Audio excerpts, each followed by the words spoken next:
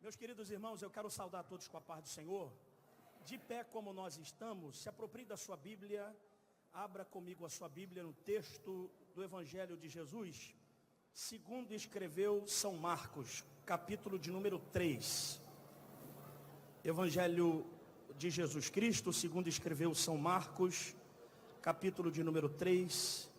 Vamos ler a partir do verso de número 13. Eu vou logo avisando que Deus tem uma palavra do seu coração. Vai continuar falando contigo. E quem não gosta de mocotó, pode voltar para casa. Né? E hoje, Jesus vai dividir algumas coisas eternas com você. Quero agradecer a Deus aqui pelo privilégio de estar aqui nos Gideões. Agradecer ao pastor Real Bernardino, a todo o corpo de obreiros dessa igreja, a diretoria dos Gideões.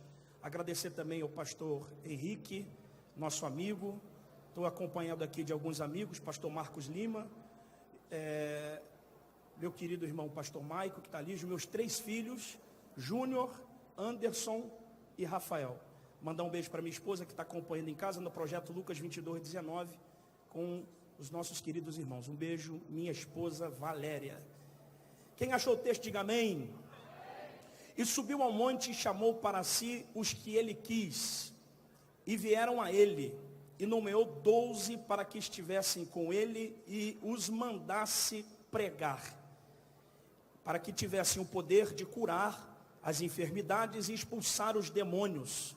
Simão, a quem pôs o nome de Pedro, Tiago, filho de Zebedeu, e João, irmão de Tiago, os quais pôs o nome de Boanerges, que significa filhos do trovão, André e Filipe, Bartolomeu e Mateus, e Tomé e Tiago, filho de Alfeu, e Tadeu, e Simão o Zelote, e Judas Iscariotes, que o traiu.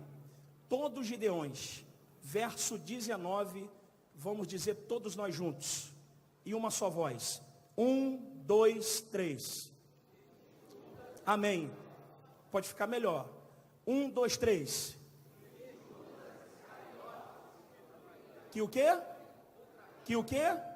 Mais alto. E Judas Iscariotes, que o... Toma seu assento, por favor.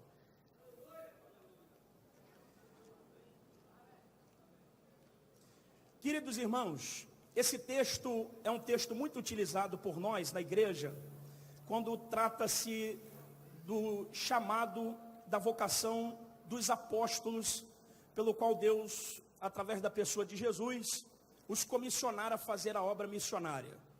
A bem da verdade, Jesus aqui nesse texto, está escolhendo 12 e os nomeando por apóstolos, ou está escolhendo aqui o seu colégio apostólico. Só que a bem da verdade, pela massa humana que caminhava com Jesus, nos tempos em que ele ensinava, em que ele pregava, havia uma multidão de centenas e milhares de pessoas, das quais a Bíblia relata algumas delas. Por exemplo, na primeira multiplicação dos pães e peixes, nós vemos ali aproximadamente 5.000 pessoas que foram atendidas por Jesus, com esse milagre da multiplicação. Só que todos os irmãos conhecem e sabem que nesta época não se contava mulheres e crianças, e nem os velhos. Então nós entendemos que havia ali frequentemente, assiduamente, no ministério de Jesus, pelo menos 12.000, 13.000 pessoas que frequentemente iam até Jesus em busca dos seus milagres e em busca dos seus ensinamentos. E para delegar a estas pessoas um pouco mais de conforto, dentro dessa questão de ensinamento, Jesus separa 70 pessoas desta multidão. Essas 70 pessoas, o Senhor os nomeia por nome de discípulos. A palavra discípulo significa aquele que está em período de aprendizado. Então Jesus separa 70 aprendizes que deveriam caminhar com ele, comer com ele, subir para orar ao monte com ele, enfim, está diante dele para aprender dele aquilo que posteriormente eles deveriam fazer. A Bíblia diz que o discípulo não é maior do que o seu mestre, mas se com ele aprende, com ele se parece. Esses discípulos, eles são aprendizes. A gente entende muito bem de que existem muitas pessoas que se autonomeiam doutores, mas a bem da verdade, por mais conhecedor da Bíblia que sejamos, por mais conhecedor dos mistérios de Deus que sejamos, todos nós somos aprendizes. Aí você vai me dizer, calma aí, mas eu já tenho 20 anos de igreja, mas você continua sendo aprendiz. Mas eu já preguei no mundo inteiro, mas continua sendo aprendiz. Mas eu sou pastor de 100 igrejas, você continua sendo aprendiz. Não, mas eu sou pregador de Gideões. Não, você continua sendo aprendiz. Todos nós estamos nesse período de aprendizado. Só que existe uma multidão de pessoas que você também conhece, que nunca aprenderam com Jesus e querem ficar em pé para ensinar. Eu não posso ensinar aquilo que eu nunca aprendi. Então eu preciso frequentemente, eternamente ser um aprendiz. Só que desses aprendizes, Jesus vai selecionar 12. E esses 12, eles vai nomeá-los com o nome de apóstolos. A palavra apóstolo, ela significa aquele que serve. Então esses apóstolos, que são 12, são escolhidos minuciosamente pelo Senhor. Minuciosamente por Jesus. Dos quais a Bíblia faz questão, não só em Marcos, mas também em Lucas e Mateus, de registrar para nós os nomes desses apóstolos pelos quais o Senhor os escolheu. Quando nós encontramos esses nomes, ou desses escolhidos, pelos quais foram eleitos por Jesus, nós não temos dificuldades por entender aquilo que a Bíblia quer explicar para nós. Porque a maioria desses escolhidos, desses apóstolos, são de origem são galileus. Eles fazem parte daquele compêndio de aldeias ali, junto ao mar da Galileia. Então todos esses homens, eles têm uma historicidade, porque por muitos dias, por muitos meses, Jesus fincou bandeira dos ensinamentos do Evangelho do Reino nessa região da Galileia. E nós vamos observar aqui dentro do texto bíblico que Jesus escolhe esses 12. Quando nós observamos a escolha de Pedro, nós temos aqui um perfil do temperamento de Pedro. Por quê? Porque Simão, ou Pedro Simão, ou Simão Pedro, era pescador de profissão da região de Betsaida e morava em Cafarnaum. Jesus também escolheu Tiago e João, que eram explosivos no seu temperamento e eram considerados os filhos do trovão. Jesus também escolhe André, e este André trabalhava nos bastidores e levou o seu irmão Simão Pedro a Jesus. Jesus também escolhe Filipe, que era um homem cético e racional, e foi ele que questionou Jesus acerca dos 2 pães e 2 peixinhos. Este também, escolhido pelo Senhor por nome Bartolomeu, era um homem preconceituoso, e é dele a frase bíblica de que poderia vir alguma coisa de Nazaré. Jesus também escolhe Mateus, que este tem a característica de ser um publicano, um cobrador de impostos da época de Jesus. Jesus também escolhe Tomé, que era ele o coração fechado, aquele que é considerado como incrédulo. Jesus também escolhe Tiago, filho de Alfeu, e Tadeu, porque nada nós na Bíblia entendemos ou sabemos acerca desses 2 apóstolos. Jesus escolhe também Simão, o Zelote porque ele era membro de uma seita do judaísmo e era extremamente estadista ou nacionalista. Aí aqui que vai dar uma incógnita no nosso coração e um nó na nossa mente, porque desses 12, Jesus não errou nas suas escolhas, ele escolheu soberanamente. Olha o que o texto vai dizer: subiu ao monte para orar. Lucas vai dizer também acerca disso, e Jesus, depois dessa oração, ele vai escolher estes 12. Então eles estão debaixo de uma oração. A escolha aqui não foi por favorecimento, foi debaixo de uma revelação, foi de oração. Então nós temos aqui também, diante desse texto, que ele vai nomear esses 12, a segunda revelação, e manda que eles pregassem o Evangelho. Então esses 12 têm poder de pregar o Evangelho. A terceira coisa é que esses 12 também, eles têm poder de expulsar demônios. Por que eu disse que deu um nó na cabeça? Por que o nosso coração às vezes não entende esses critérios de escolha de Deus?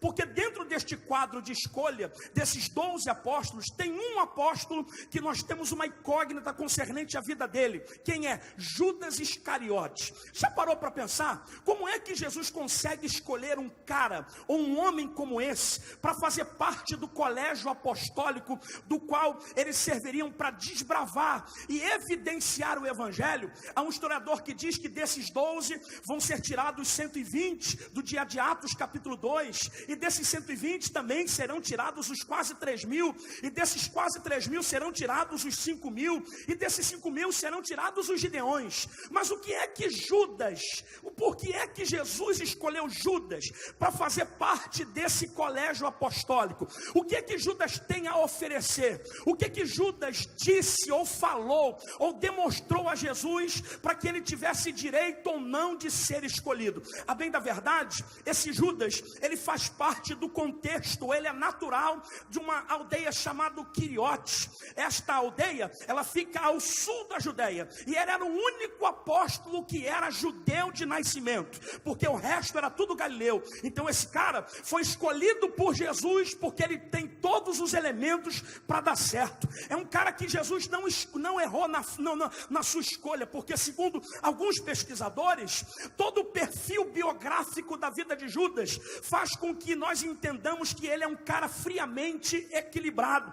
É um camarada que é letrado sobre diversas coisas nas questões do Império Romano e nas questões da lei. Jesus não errou sobre esta escolha acerca da vida de Judas.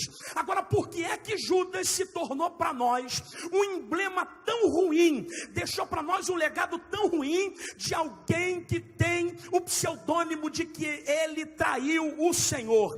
Tanto este evangelista Marcos, como também Lucas, Mateus e João, eles fazem questão de adjetivar a vida de de Judas como aquele que o traiu. Eu não sei se eu estou falando aqui para as pessoas certas, mas o Senhor falou isso comigo durante a tarde, que muitos de nós precisamos também de um Judas. Se você não tem um Judas no seu clã social, se você não tem um Judas dentro do seu ministério, a sua vida não vai ficar tão boa como você pensa que tem. É o Judas que dá aquela pitadinha, aquele sabor na nossa chamada e no nosso ministério. Sabe o que é bacana? Jesus sabia quem era o traidor, Jesus sabia quem era Judas, mas ele é tão equilibrado, Jesus sabe tão bem quem ele é, que ele não fez questão de tirar Judas do ministério e do colégio apostólico, julgando eu que Jesus entendia que Judas era necessário para este colégio apostólico. Deixa eu dar uma palavra para alguém,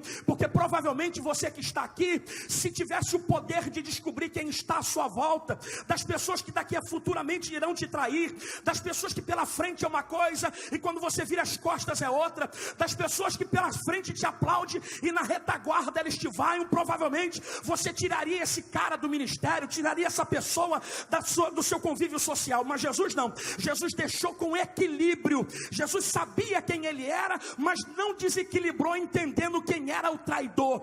Pastor, por que o senhor está dizendo isso? Porque Judas, ele nunca foi ruim para o ministério de Jesus. A bem da verdade, Judas, penso eu, ele foi a ponte de ligação entre a promessa e o tempo da redenção. Oh, aleluia! Eu estou falando para alguém aqui que provavelmente está debaixo de traição, que provavelmente foi traído, que está magoado, que está angustiado. Alguém lhe deflagrou uma punhalada pelas costas, alguém que provavelmente você confiou, alguém que você emprestou carro, emprestou casa, alguém que você emprestou coisas, alguém que você deu, alguém que você ajudou, que levantou, que ergueu e agora tomou uma postura de lhe trair. Eu tenho uma palavra de Deus, fica tranquilo, não se importa em tirar esses traidores do seu convívio, porque Judas não precisa ser morto por ninguém, ele morre sozinho. É Jesus que tira, é o Senhor que tira, é o Senhor que arranca. Enquanto isso, vai mantendo equilíbrio, porque todo traidor, ele veste a roupa de apóstolo, mas ele tem uma alma de ladrão. É aqueles, oh glória, é aquelas pessoas que parece que acha que está te enganando, que parece que está passando batido, mas nunca passou batido. A Bíblia diz que o Espírito que está em nós testifica com outro Espírito que somos filhos de Deus. Eu já sei que você vai dar glória a Deus aqui. Judas, ele não vai acabar com o teu ministério, não vai acabar com os gideões, não vai acabar com a tua chamada, porque quando ele pensa que vai acabar, a palavra é essa, é agora que vai começar.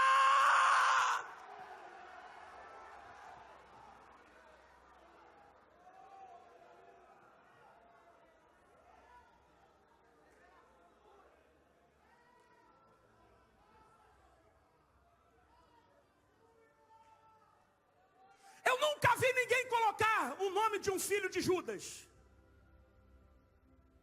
Eu não conheço uma carteira de identidade que o nome de alguém seja Judas. Desculpe, nem no sincretismo religioso africano tem um demônio por nome Judas. Porque até o diabo odeia quem é traidor.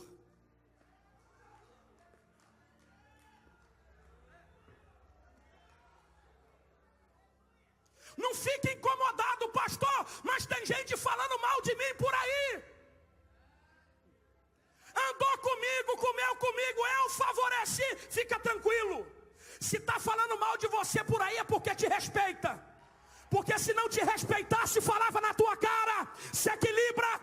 O que Deus deu a você é muito maior do que aquilo que esse traidor pode tirar.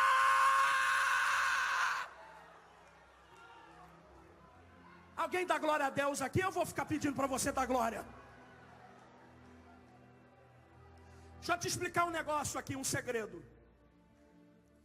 Judas provavelmente ele faz parte de uma conotação política do grupo dos sicários, de uma ramificação dos zelotes. Esse grupo de resistência tem um homem chamado Menahem Bar Judá, que é o fundador, que viveu no período interbíblico. Ele liderou os sicários depois do assassinato da sua família, na esperança de aniquilar os invasores romanos e se tornar Messias. Porque todos esses sicários, eles têm uma característica. Eles eram conhecidos como homens do punhal. Jesus tem 2 homens do ministério que são caracterizados com um punhal. Primeiro, Judas. Segundo, Pedro pescador. Só que a diferença de Pedro pescador é que Pedro mantinha o seu punhal escondido embaixo do manto. Judas mantinha o seu punhal escondido embaixo do manto, da sua túnica. Pedro não. Pedro expunha o punhal, como quem diz a Jesus, estava disposto a fazer tudo o que viesse a sua mão a fazer. Porque o que é melhor para a gente? Ter alguém que anda do nosso lado com o punhal escondido e fica esperando o tempo certo para nos apunhalar? Ou amigo sanguíneo que tem um punhal aparente, fala na tua cara o que tu não gosta de ouvir, mas você precisa ouvir.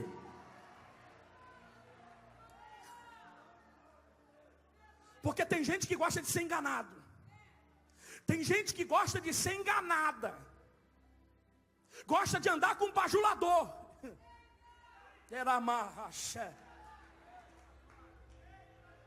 O problema é que você está inchando. Porque esses traidores gostam de falar aquilo que você gosta de ouvir. Segura aí. A maior armadilha de Satanás é arranjar para a gente falsos amigos com falsos conselhos. E esses falsos amigos com falsos conselhos nos dão falsas opiniões, para que a gente saia daquilo que Deus determinou. Mas há poder no sangue de Jesus.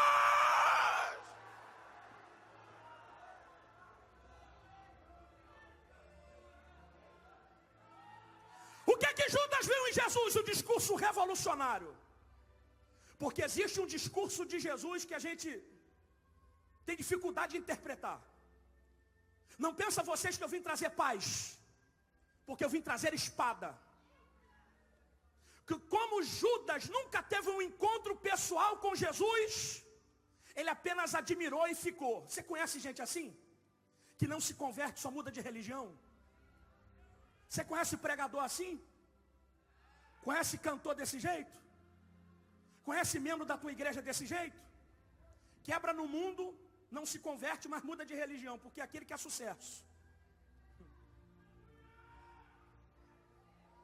Eu acho, olha para mim, um perigo quando a gente convive com esse tipo de gente que cai de paraquedas sem ter história. Pastor Gesiel, ele sempre diz uma frase que é fantástica. Ele diz o seguinte: é melhor o obreiro subir de escada do que de elevador.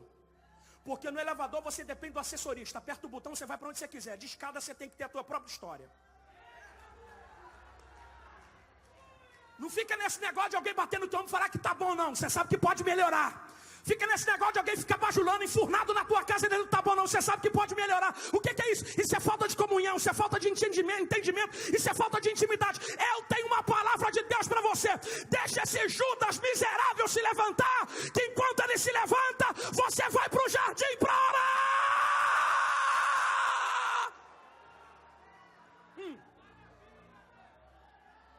O cara vai suportar o discurso duro de Jesus. Quando Pedro se levanta dizendo, para onde nós iremos, ou para quem nós iremos, se só tu tem palavra de vida eterna. Ele, com toda a hipocrisia e máscara do mundo, queria impedir que Jesus lavasse o seu pé. Jesus lava o pé em símbolo de humildade. E daqui a pouco ele vai até os sacerdotes para poder vender o Cristo. E eu fiquei tentando arrumar subsídio na Bíblia para entender por que ele vendeu. Por alguns motivos. Vou citar 2. Primeiro, falta de favorecimento. Jesus deixou de favorecê-lo. Quer conhecer quem está do teu lado? Para de favorecer. Porque enquanto você empresta carro, empresta cartão, empresta dinheiro, você é o melhor. Enquanto você prega o que todo mundo gosta de ouvir, tu é o melhor pregador. Para de pregar para você ver. Tem gente que é só teu amigo porque tu favorece. Segunda coisa, o que desviou Judas da missão foi a casa de Simão.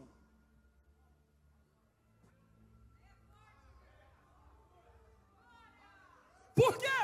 Porque ele não suportou ver alguém inferior a ele entrando na casa e mudando o norte de um culto. Casa de Simão o leproso. Reunido na casa Lázaro, Marta, Maria e o anfitrião Simão, leproso. Os apóstolos estão lá reunidos, quando de repente alguém entra para quebrar o protocolo e roubar a cena. Quem é? Maria. Com um perfume caríssimo. Ela vai quebrar esse perfume, que é 1 ano de trabalho aos pés de Jesus. É lá ainda. E Judas vai olhar dizendo, esse aí poderia ser vendido por muito dinheiro, para que a gente possa pagar algumas contas. O que é que Judas está dizendo? É que ele é avarento, que ele não tem coragem de fazer e critica quem está fazendo. Eu tenho um recado para você, internauta. Já viu? Esse povo que não cresce, não deixa ninguém crescer, reclama da tua oratória, reclama da tua mensagem, reclama, vai pagar o preço para ver.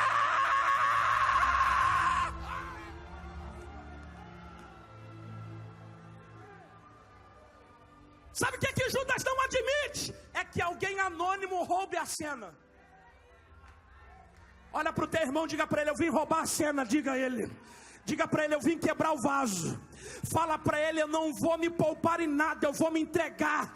Eu vou exalar o perfume.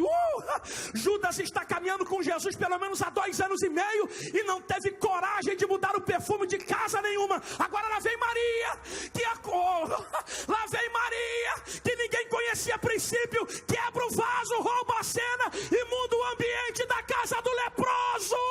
Eu vim pregar para quem hoje veio fazer culto e quebrar o vaso.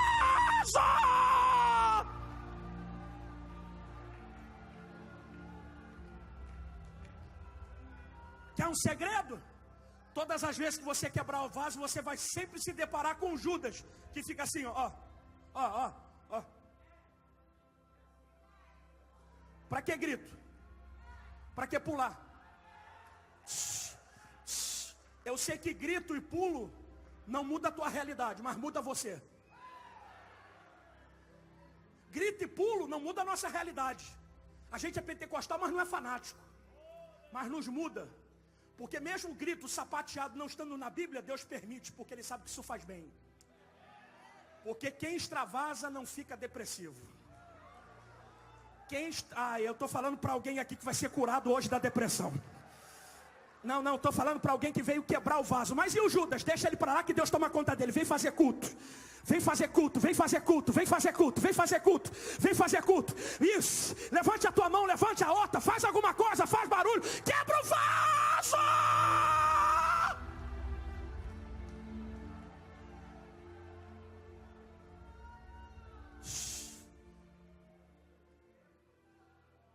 Ele vai vender Jesus por 30 moedas. Andou com Jesus o tempo inteiro. e no fim do ministério vai desvalorizar a unção que estava sobre Jesus. Parou para pensar? Que tem gente que quer colocar preço naquilo que você sabe que é inegociável. Valor de um escravo, escuta isso. Os sacerdotes combinam e ele vai dizer: eu vou te dar uma senha. Aquele a qual eu beijar, este será o Cristo.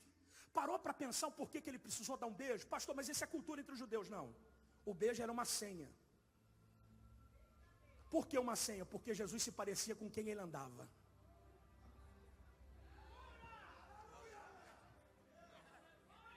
Não tinha terno brilhante, sapato colorido. Era o mesmo perfume. Era a mesma barba.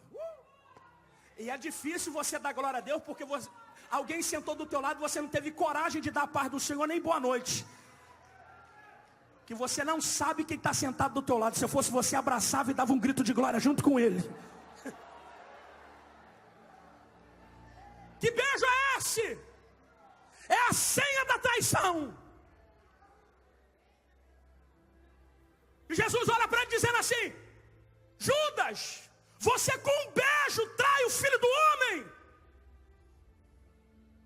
Por que Jesus disse isso? Porque Judas teve coragem de fazer aquilo que um amigo nunca faria. Porque amigo de verdade não é só em dia de festa, é no dia do prejuízo. Era para dar glória a Deus, né? Fazer festa enquanto você está dando banquete, aplaudindo enquanto você está tendo sucesso, levantando a mão enquanto você está aqui pregando. Eu quero ver o dia que você cai. Oh, Jesus, me guarda, porque é assim que a gente julga. A gente fala de amor, mas a gente não vive. A gente fala que ama, a gente não vive. A gente só presta enquanto está de pé, porque depois que cai é descartável. Mas eu conheço um que até morto ele dá valor. Olha, eu vou te explicar isso para encerrar. Se Judas ficou endemoniado na casa de Simão, ele ia ficar possesso na casa de Arimateia.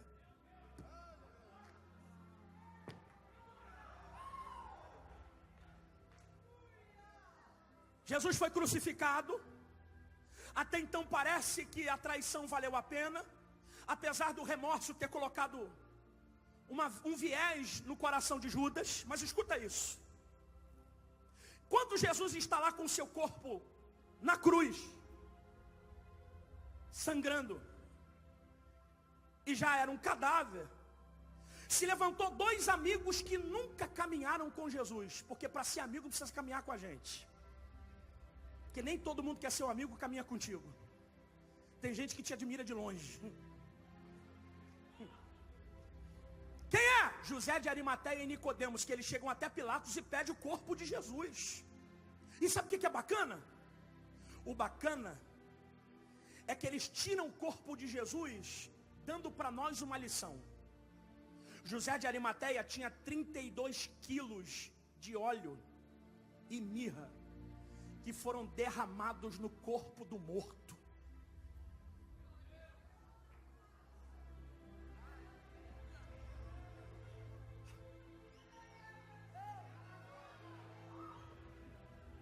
Jesus é embalsamado, olha para mim, e colocam ele dentro da tumba de José de Arimateia. Pilatos entende que os discípulos poderiam roubar o corpo e sair pregando que ele havia ressuscitado. E o que Pilatos vai fazer? Manda fazer uma pedra de granito de 1 tonelada e colocar na porta do sepulcro e colocar 2 guardas lá, para que ninguém entre e para que ninguém saia. Só que quem está lá dentro está banhado no azeite. Segure a mão do teu irmão e diga para ele: é um tempo. Fala para ele: essa sepultura é um tempo, não é um final. Diga: é só um momento, não é um final, é uma história. Esse é o tempo que a foto não vai para a internet. Esse é o tempo que convite não chega para agenda. Esse é o tempo que o teu marido está te dando trabalho. Esse é o tempo que o teu filho está te fazendo vergonha. Esse é o tempo da tua escassez, da tua luta, que ninguém vai te ajudar, porque alguém já está considerando você morto. Mas escute, Jesus deixou de ser Jesus por estar numa sepultura. Ele está numa sepultura, mas continua sendo Messias. Ele está na sepultura, mas continua sendo Cristo. Ele está na sepultura, mas continua sendo Redentor. O corpo dele está lá, mas a unção continua viva. Sabe o que é isso? Eu tenho uma palavra de Deus para você. Alguém foi levantado por Deus para investir em você, para cuidar de você enquanto você está morto, porque Ele sabe que você vai ressuscitar.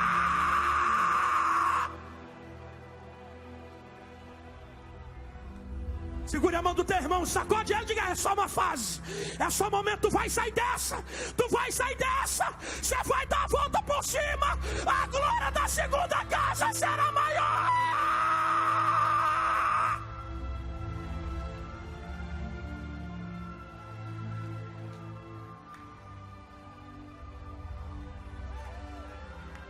Tem gente olhando para você dizendo: acabou, aquela igrejola acabou, aquele ministério era fogo de palha, aquela chamada era conversa fiada. Só que tu tá no óleo, tá no azeite, porque na sexta-feira crucificaram, no sábado silêncio, mas o domingo chegou.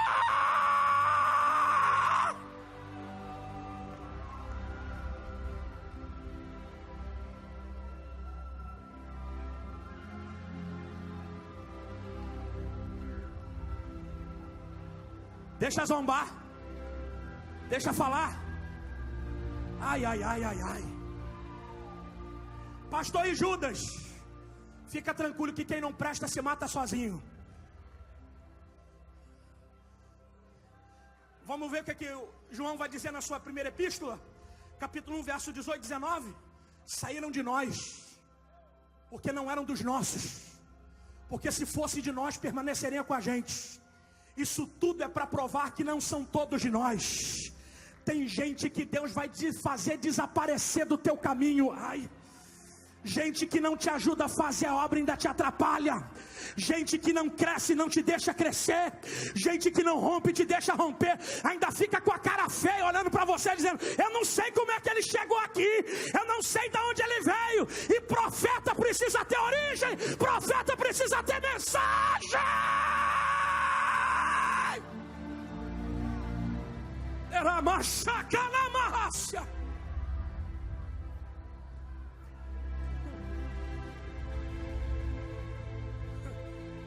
Eu vivi o tempo de cruz, tempo de sepultura.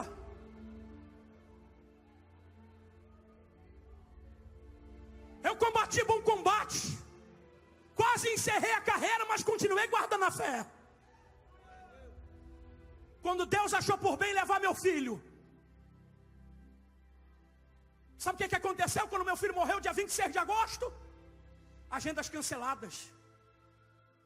As pessoas diziam que eu nunca mais iria pregar. Meu filho saiu de casa para cortar o cabelo e acabou sendo assassinado. Crente. O contraste é que eu tinha acabado de voltar do estado da Paraíba, em Campina Grande. E Jesus salvou 70 jovens. Os que voltavam para a igreja eram sendo batizados com o Espírito Santo. E eu perdendo meu filho em casa. Ei, você que está na sepultura, se escandaliza no que eu vou te falar, não. Você tem duas opções, pergunte qual. Mais alto qual? Ou você continua se fazendo de vítima, ou você espera a pedra ser rolada para tu se tornar uma referência. Ou você continua se fazendo de vítima. Agora já era. Ligando para pastor para pedir para você pregar, tu não precisa disso, tu não é vítima, tu é chamado. Se vendendo por qualquer tipo de dinheiro, se deitando com qualquer tipo de mulher, você não é vítima, você é referência. Se tudo que aconteceu na tua vida você culpasse a Deus, hoje a gente não estava aqui. Mas aquilo que não acontece por permissão, acontece por propósito. Tu vai sair dessa.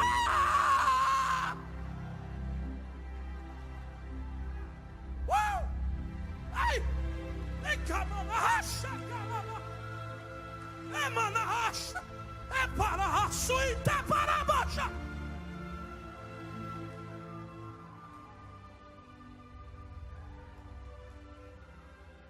Dá um sorriso, olha para mim. Meu filho tomou 2 tiros de fuzil. Provavelmente você já tem ouvido isso. Eu fico constrangido de contar. Foi cortar o cabelo, o cara deu uma rajada de metralhadora quando ele chegou na porta do salão. Os meninos que estavam sentados, porque só ele que estava em pé, correram para entrar. E ele correu voltando para casa. E um tiro pegou no braço dele. Pediu socorro, uma moça vizinha ouviu ele pedindo socorro, saiu de casa e abraçou para colocar ele dentro do quarto, ou dentro do quintal, perdão. A tônica diz que, ela disse, a testemunha disse, que o policial saiu do abrigo, apontou o fuzil, mandou largar, senão dava um tiro na cara da mulher. E quando meu filho caiu no chão, ele executou o Lucas, crente. Ele morreu com uma camisa escrita: eu sou a Bíblia que o mundo lê. Você está tentando largar teu ministério só porque ninguém te convida mais? A prova não vem para te matar, ela está te amadurecendo. E sabe qual é o segredo? O problema é que provavelmente, como Jesus, você está orando dizendo: passa esse cálice. Você está encontrando o céu fechado.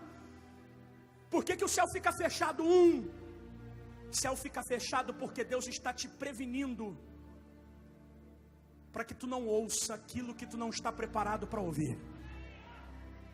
2, a oração que você pede tanto a Deus em oração, ela não vem como resposta, porque Deus não responde de oração com resposta pronta. 3, por que Deus não ouve? Porque Ele está disposto a fazer você ir até o final desse negócio.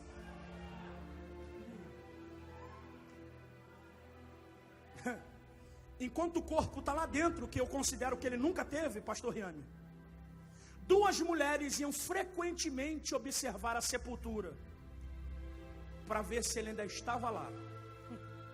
E é bacana que todas as vezes que elas enxergavam a pedra que estava posta, elas entendiam que o milagre não tinha acontecido, porque todo milagre passa pela pedra.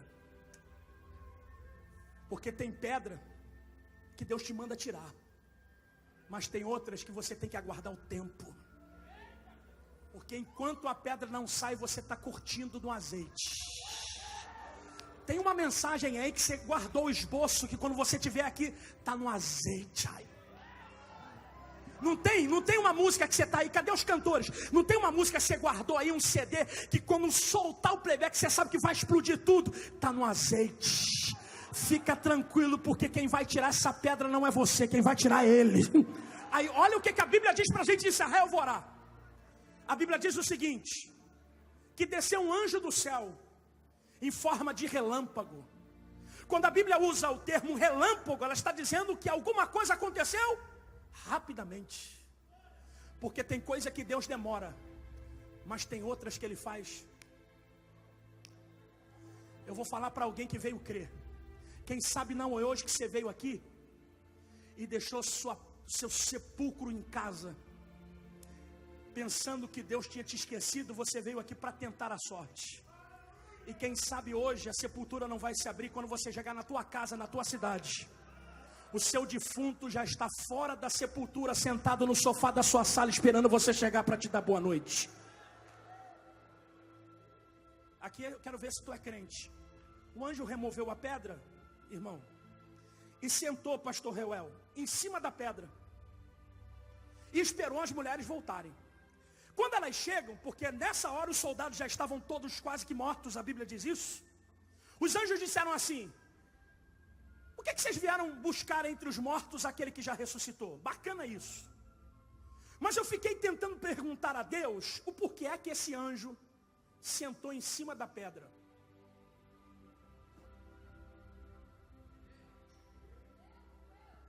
Entendeu? Que quando você empurra a pedra, você corre o risco de se machucar. Mas quando Deus tira, Ele senta em cima dizendo qual é o macho que vai botar ela de novo no lugar. Tem gente tentando te queimar, mas essa pedra não volta mais para o lugar. Tem gente tentando falar mal de você, mas essa pedra não volta mais para o lugar. Tem gente dizendo que tu não está pregando mais, que tu está desviado, divorciado, está com outra mulher, está com outro homem. Mas o anjo sentou em cima da pedra dizendo, eu quero ver qual é o demônio, qual é Nabucodonosor, Senaqueribe, qual é essa pombagira que vai tirar essa pedra do lugar.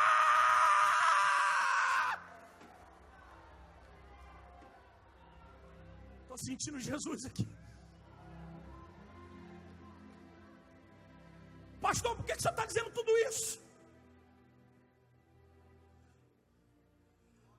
Porque durante essa história toda que eu vivi, eu aprendi que é melhor você ter um inimigo que te respeita do que um amigo que te trai.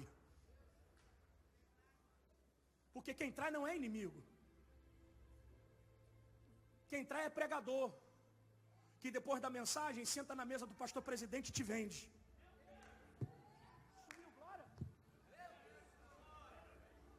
Quem trai são pessoas que, como disse o pastor Fábio, que nunca vão conseguir ter a tua túnica e ficam tentando te queimar para roubar aquilo que nunca vai dar neles. Pastor, o que eu faço? Toma a postura do equilíbrio. Fica de pé.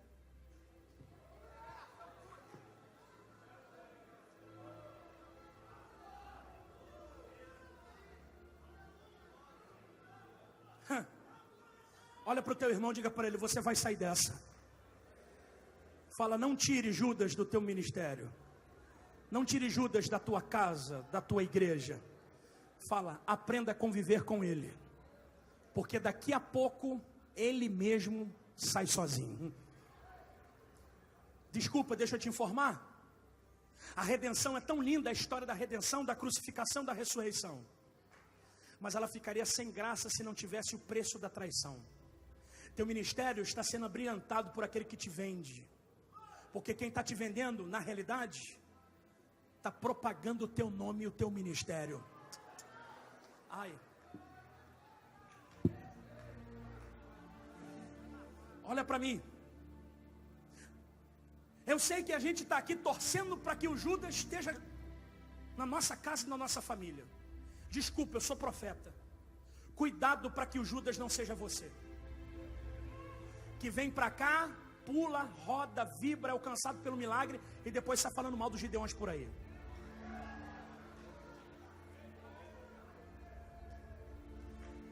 Eu vou falar. Que depois da morte do pastor Cisino ficou torcendo para o Congresso acabar. E aliás, veio aqui simplesmente para saber se o Reuel ia sentar na cadeira de presidente ou não. Então cuidado, porque tem muita gente que tem rosto de Davi, mas tem coração de Saul. Sai de perto dessa praga. Sai de perto dessa praga que fica falando mal da igreja, da obra do Senhor. Eu vou dar um recado para você da internet. Não toque naquilo que Deus não deu a você autoridade para tocar. Bota aqui na minha cara. Não toque naquilo que Deus não te deu autoridade para tocar. Se você não quer ajuntar, então não atrapalha quem está ajuntando, porque senão Deus vai passar por cima de você.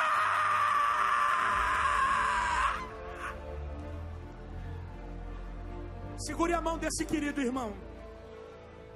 Segure a mão dele, por favor. É a última mensagem. Segure a mão dele. Segure a mão dele. Segure. Pode passar o corredor aqui só agora. Por favor, faça isso.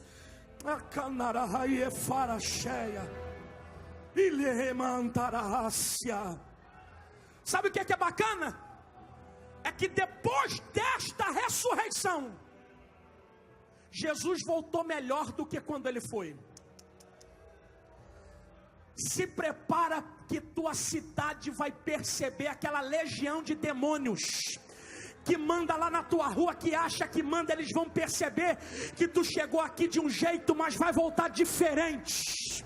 Se prepara, porque esse demônio vai respeitar, porque Deus vai te colocar nessa estrela de xerife no peito, dizendo a Satanás que quem manda lá não é o tranca-rua, quem manda lá é aqueles que crêem no poder da ressurreição, no Espírito do Cristo ressurreto.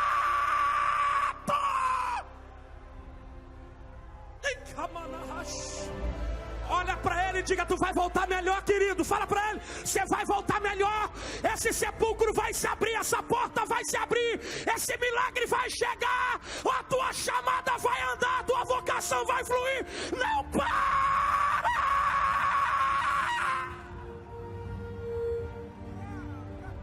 Ela enderemas.